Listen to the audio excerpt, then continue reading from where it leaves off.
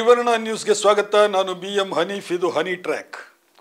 ಸ್ನೇಹಿತರೆ, ಪ್ರಿಯಾಂಕ್ ಖರ್ಗೆ ಜೊತೆಗಿನ ಚಿತ್ತಾಪುರದ ಜಿದ್ದಾಜಿದ್ದಿ ಕುಸ್ತಿಯಲ್ಲಿ RSS ಮೊದಲ ರೌಂಡ್ನಲ್ಲಿ ಚಿತ್ತಾದಂತಿದೆ. ಚಿತ್ತಾಪುರದಲ್ಲಿ ನವೆಂಬರ್ 2ರಂದು RSS ಪಥಸಂಚಲನ ನಡೆಸಿಯೇ ಸಿದ್ಧ ಅಂತ ಘೋಷಿಸಿದ್ದಂತಹ RSSಗೆ ಈಗ ತಾತ್ಕಾಲಿಕ ಮುಖಭಂಗ ಆಗಿದೆ.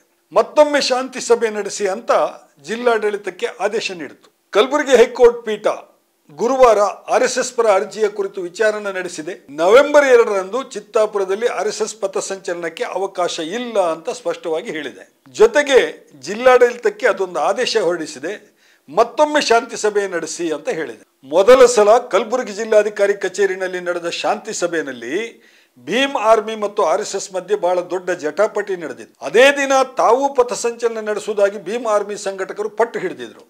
ಜೊತೆಗೆ ಇನ್ನೂ 10 ದಲಿತ ಸಂಘಟನೆಗಳು ತಾವು ಕೂಡ ಅದೇ 2ನೇ ತಾರೀಕಿನಂದು ಮೆರವಣಿಗೆ ನಡೆಸ್ತೀವಿ ಅಂತ ಹೇಳಿದರು. ಸಭೆಯಲ್ಲಿ ಭಾರಿ ಗದ್ದಲ, ವಾಗ್ವಾದ ನಡೆದು ಕೋಲಾಹಲ ಉಂಟಾಯಿತು. ಜಿಲ್ಲಾಧಿಕಾರಿಗಳು ಸಭೆಯನ್ನು ಮುಂದೂಡಿದರು ಮತ್ತು ಈ ಪರಿಸ್ಥಿತಿಯ ಬಗ್ಗೆ, ಚಿತ್ತಾಪುರದಲ್ಲಿ ಇಂತಹ ಪರಿಸ್ಥಿತಿ ಇದೆ ಅಂತ ಹೈಕೋರ್ಟ್ಗೆ ಒಂದು ವರದಿಯನ್ನು ನೀಡಿದರು. ಗುರುವಾರ ಹೈಕೋರ್ಟ್ನಲ್ಲಿ ಇದಕ್ಕೆ ಸಂಬಂಧಿಸಿ ವಿಚಾರಣೆ ನಡೆದದ್ದು ತೀವ್ರ ಕುತೂಹಲ ಕೆರಳಿಸಿತ್ತು. ಕೋರ್ಟಿಗೆ ಅರ್ಜಿ ಸಲ್ಲಿಸಿದವರೇ ಶಾಂತಿ ಸಭೆಗೆ ಬಂದಿಲ್ಲ ಅಂತ ಅಡ್ವೊಕೇಟ್ ಜನರಲ್ ಶಶಿಕಿರಣ ಶೆಟ್ಟಿ ಹೇಳಿದ್ದಾರೆ. ನ್ಯಾಯಾಧೀಶರು ಇದಕ್ಕೆ ತೀವ್ರ ಅತೃಪ್ತಿಯನ್ನು ಕೂಡ ವ್ಯಕ್ತಪಡಿಸಿದ್ದಾರೆ. RSS ಪರ ವಕೀಲ ಅರುಣ್ ಶ್ಯಾಮ್ ಅವರು ಇದಕ್ಕೆ ಒಂದು ಉತ್ತರವನ್ನು ನೀಡಿದರು. ಅರ್ಜಿದಾರರ ಮನೆಯಲ್ಲಿ ಒಂದು ಸಾವು ಸಂಭವಿಸಿತ್ತು, ಹಾಗಾಗಿ ಅವರು ಅಂದು ಶಾಂತಿ ಸಭೆಗೆ ಹಾಜರಾಗಿಲ್ಲ ಅಂತ ಸಮಜಾಯಿಷಿ ಹೇಳಿದ್ದಾರೆ. ಅರ್ಜಿದಾರರ ವಕೀಲರು ಶಾಂತಿ ಸಭೆಗೆ ಹಾಜರಾಗಬೇಕಿತ್ತಲ್ವಾ, ಅವರೇಕೆ ಶಾಂತಿ ಸಭೆಗೆ ಹೋಗಿಲ್ಲ ಅಂತ ನ್ಯಾಯಾಧೀಶರು ಕೇಳಿದ್ದಾರೆ.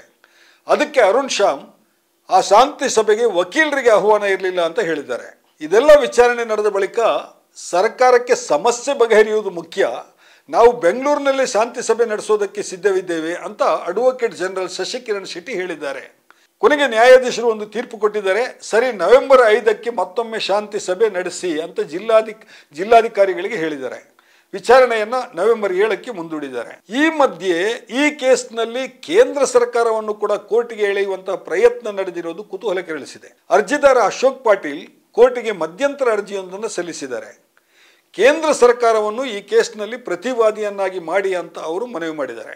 ಅವರು ಅದಕ್ಕೆ ನೀಡಿರುವಂಥ ಕಾರಣ ಹೀಗಿದೆ: ರಾಜ್ಯದಲ್ಲಿ 500ಕ್ಕೂ ಹೆಚ್ಚು ಕಡೆ RSS ಪಥಸಂಚಲನ ನಡೆಸಿದೆ, ಆದರೆ ಎಲ್ಲೂ ಶಾಂತಿ ಭಂಗ ಆಗಿಲ್ಲ. ಚಿತ್ತಾಪುರದಲ್ಲಿ ಕೆಲವು ಸಂಘಟನೆಗಳನ್ನು ರಾಜಕಾರಣಿಗಳು ಎತ್ತಿ ಕಟ್ತಾ ಇದ್ದಾರೆ, ಕಾನೂನು ಸುವ್ಯವಸ್ಥೆಗೆ ಧಕ್ಕೆ ಆಗ್ತದೆ ಅಂತ ಸರ್ಕಾರ ಜನರಿಗೆ ತಪ್ಪು ಮಾಹಿತಿ ನೀಡ್ತಾ ಇದೆ. ಅದಕ್ಕಾಗಿ ಕೇಂದ್ರ ಸರ್ಕಾರವನ್ನು ಈ ವ್ಯಾಜ್ಯದಲ್ಲಿ ಪ್ರತಿವಾದಿಯನ್ನಾಗಿ ಮಾಡಬೇಕು ಅಂತ ಹೇಳ್ಬಿಟ್ಟು ಅಶೋಕ್ ಪಾಟೀಲ್ ಅವರು ಮನವಿ ಮಾಡಿದ್ದಾರೆ. ಈಗ ನವೆಂಬರ್ 5ರಂದು ಬೆಂಗಳೂರಿನಲ್ಲಿ ಅಡ್ವೊಕೇಟ್ ಜನರಲ್ ಅವರ ಕಚೇರಿನಲ್ಲೇ ಶಾಂತಿ ಸಭೆ ನಡೆಸಿ ಅಂತ ಕೋರ್ಟ್ ಸೂಚಿಸಿದೆ. ಹಾಗಾಗಿ ಈ ಕುರಿತ ಕುತೂಹಲ ಇನ್ನಷ್ಟು ಹೆಚ್ಚಾಗಿದೆ. ದಲಿತ್ ಪ್ಯಾಂಥರ್ನವರು, ಭೀಮ್ ಆರ್ಮಿಯವರು ಮತ್ತು ಇತರ ದಲಿತ ಸಂಘಟನೆಗಳು ಈಗ ಏನು ಪ್ರತಿಕ್ರಿಯೆ ನೀಡುತ್ತವೆ ಅನ್ನೋದನ್ನು ನಾವು ಕಾದು ನೋಡಬೇಕಾಗಿದೆ. ಮೊದಲ ಶಾಂತಿ ಸಭೆಯಲ್ಲಿ RSS, ಭೀಮ್ ಆರ್ಮಿ ಮತ್ತು ಇತರ 9 ದಲಿತ ಸಂಘಟನೆಗಳು ಭಾಗವಹಿಸಿದ್ವು. ಎಲ್ಲರೂ ಕೂಡ ನವೆಂಬರ್ 2ರಂದೇ ಚಿತ್ತಾಪುರದಲ್ಲಿ ನಾವು ಮೆರವಣಿಗೆ ನಡೆಸ್ತೀವಿ ಅಂತ ಪಟ್ಟು ಹಿಡಿದು ಕುಳಿತಿದ್ರು. ಸಭೆ ಒಂದು ತೀರ್ಮಾನಕ್ಕೆ ಬರಲಿಕ್ಕೆ ಆಗಿರಲಿಲ್ಲ. ಶಾಂತಿ ಸಭೆಯ ಒಂದು ಹಂತದಲ್ಲಿ ಭೀಮ್ ಆರ್ಮಿಯವರು RSSಗೆ ಒಂದು ಸವಾಲು ಹಾಕಿದರು. RSS ರಾಷ್ಟ್ರಧ್ವಜ ಮತ್ತು ಸಂವಿಧಾನವನ್ನು ಕೈಯಲ್ಲಿ ಹಿಡಿದುಕೊಂಡು ಪಥಸಂಚಲನ ನಡೆಸಲಿ, ಆಗ ನಾವು ಅದನ್ನು ಒಪ್ತೇವೆ ಅನ್ನೋದೇ ಆ ಸವಾಲಾಗಿತ್ತು. ಆದರೆ RSS ಪ್ರತಿನಿಧಿಗಳು ಅದಕ್ಕೆ ಒಪ್ಪಿಗೆ ಕೊಟ್ಟಿರಲಿಲ್ಲ. ಒಟ್ಟಾರೆ ಚಿತ್ತಾಪುರದ RSS ಪಥಸಂಚಲನ ಜಿಲ್ಲಾಡಳಿತಕ್ಕೆ ದೊಡ್ಡ ತಲೆನೋವಾಗಿ ಕೂತಿದೆ. ನವೆಂಬರ್ 5ರಂದು ನಡೆಯಲಿರೋ ಶಾಂತಿ ಸಭೆಯಲ್ಲಿ ಏನಾಗುತ್ತೋ ಕಾದು ನೋಡಬೇಕು. ಸದ್ಯಕ್ಕಂತೂ ನವೆಂಬರ್ 2ನೇ ತಾರೀಕು ಪಥಸಂಚಲನ ಮಾಡಿಯೇ ಸಿದ್ಧ ಅಂತ ಹೇಳಿದಂತಹ RSSಗೆ ಹಿನ್ನಡೆಯಾಗಿದೆ.